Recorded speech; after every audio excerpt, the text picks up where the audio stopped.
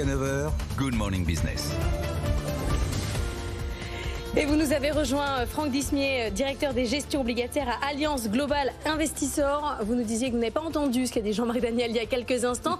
Jean-Marc faisait une critique, j'allais dire déguisée, mais pas du tout déguisée, absolument claire, de Christine Lagarde et de Jérôme Powell, en disant qu'en gros, le métier de banquier central n'était pas au niveau chez ces deux personnes. Voilà. Voilà. Je vous prends comme ça au saut du lit. Mais après, il a été démenti par les faits parce que son héros, la Banque d'Angleterre, il a avoué que c'était aussi un échec. Donc finalement, voilà. Pour faire une pirouette, il a dit qu'au fond, les banques centrales n'étaient pas responsables de ce qui se passait. C'était pas, je résume, c'était pas une inflation par monétaire, mais une inflation par les coûts. Voilà. Alors, je pense que c'est un peu compliqué quand même d'accabler les banques centrales qui ne pouvaient pas prévoir effectivement la guerre en Ukraine, qui a été quand même un catalyseur d'une inflation beaucoup plus élevée, et, notamment via les prix de l'énergie. Néanmoins, c'est vrai qu'il y a eu un support monétaire extraordinaire, alors on ne va pas s'en plaindre, c'était un policy mix extrêmement agressif pour soutenir la croissance qui tombait d'une falaise. L'activité quand même s'était arrêtée en mars 2020 d'une façon extrêmement brutale, donc elles ont fait ce qu'il fallait. Par contre, c'était très compliqué pour elles d'unplugger, si vous voulez, de débrancher cette source monétaire. Et là, je pense qu'effectivement, il y a une espèce de minimisation des risques. Elles n'ont pas vu les risques d'un système économique inondé de liquidités, donc avec une demande extrêmement stimulée dans un contexte d'offres contraintes. Elles ont tardé, Elles ont tardé. Ouais. Elles ont eu beaucoup de difficultés à anticiper l'inflation à venir post-Covid. Et ça, c'est quand même assez fascinant. Là, on ne parle pas de banques centrales de pays émergents. On parle de banques centrales qui ont des armées de statisticiens, qui ont accès à des données que nous n'avons pas et qui sont extrêmement granulaires, extrêmement précises. Je pense notamment à la Fed et tout ce réseau de Fed régional.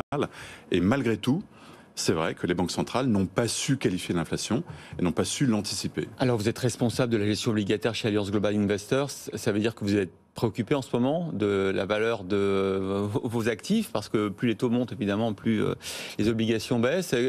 Qu'est-ce que vous anticipez ? Quel niveau d'atterrissage pour les taux ? Et comment vous adaptez justement vos portefeuilles ? On était très inconfortable en fait avec le rallye sur les taux qu'on a pu observer au mois de juillet. Pour nous, les marchés faisaient réellement fausse route.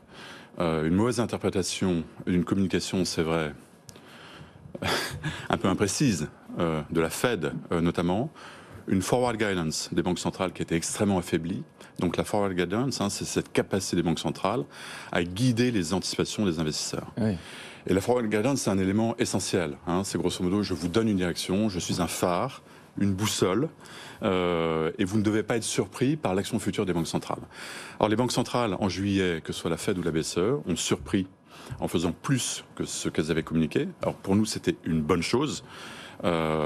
Néanmoins, les commentaires qui ont suivi via les minutes de ces meetings ont été sans doute mal interprétés. C'est-à-dire ? Mal interprétés parce qu'il nous semble que le message extrêmement clair, cette fois-ci quand même, depuis 3 mois, c'est que c'est un retour aux fondamentaux pour les banques centrales. Leur mandat, c'est la stabilité des prix.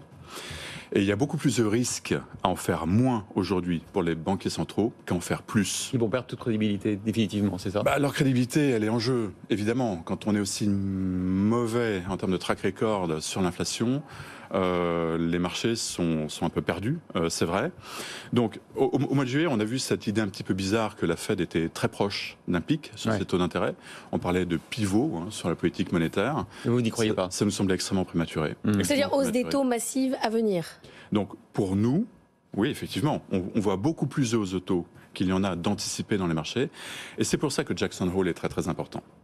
Jackson Hole est très très important parce que Jérôme Powell ne s'est pas exprimé en fait depuis la dernière conférence de presse de la Fed fin juillet. Beaucoup de membres de la Fed se sont exprimés. Vous avez même Neil Kashkari, qui est président de la Fed de Minneapolis, qui était plutôt un dove dans l'équilibre un peu des pouvoirs de la Fed et qui aujourd'hui se positionne sur une ligne assez dure. Et on est complètement d'accord avec ce qu'il dit en fait. L'énorme danger pour la Fed, c'est perdre la main sur les anticipations d'inflation. Donc la qualité de l'ancrage des anticipations d'inflation dans un contexte où l'inflation n'a cessé sur un an de surprendre à la hausse, c'est absolument clé. Surtout aux États-Unis, un peu plus qu'en zone euro, où on a déjà les effets de second tour. On a une progression des salaires aux États-Unis de l'ordre de 5%. Cette progression des salaires, elle influe à la hausse sur les prix. Donc on a une spirale qui a commencé à s'enclencher.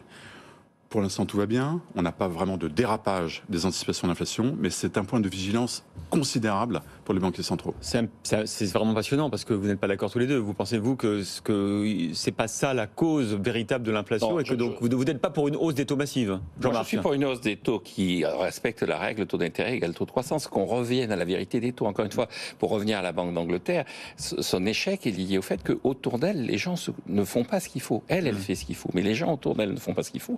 Et la BCE et la Réserve fédérale ne sont pas dirigés pour moi. Et donc le véritable enjeu, c'est effectivement de retrouver cette règle simple. Deuxièmement, de bien réfléchir au fait qu'il n'y a pas eu, alors là je serais en désaccord, d'inondation de liquidités. Il y a eu effectivement des déficits budgétaires qui ont été financés par la création de monnaie, mais quand vous regardez la quantité de monnaie qui a été mise en circulation, cette quantité de monnaie a évolué comme elle évoluait précédemment. Il y a eu une monétisation de la dette publique. Il y a eu les rachats d'actifs quand même. Il y a eu des rachats d'actifs. Ça a permis, et ça doit continuer parce que ça permet aux États d'éviter de faire banqueroute. Sinon, c'est la Grèce. Sinon, le monde entier devient la Grèce. Mais toute une partie de la demande qui avait été injectée s'est transformée en déficit de balance des paiements courants et en déséquilibre général des balances des paiements courants. Et dernier élément, au profit de qui? Au profit des pays qui sont en situation de monopole rentier. Ouais. Et je crois que le véritable enjeu, c'est moins les banques centrales que la façon dont le monde va pouvoir gérer les rentes qui sont en train d'apparaître et qui ont été amplifiées par le phénomène de la guerre en Ukraine. Bon, ça va être une journée passionnante qu'évidemment vous allez suivre sur BFM. 16h, le discours de Jérôme Powell à suivre dans Intégral Bourse. Ben oui. On sera là. Merci à tous les deux d'être venus parler Jackson Hole ensemble. Merci Franck Dixmier. À très bientôt.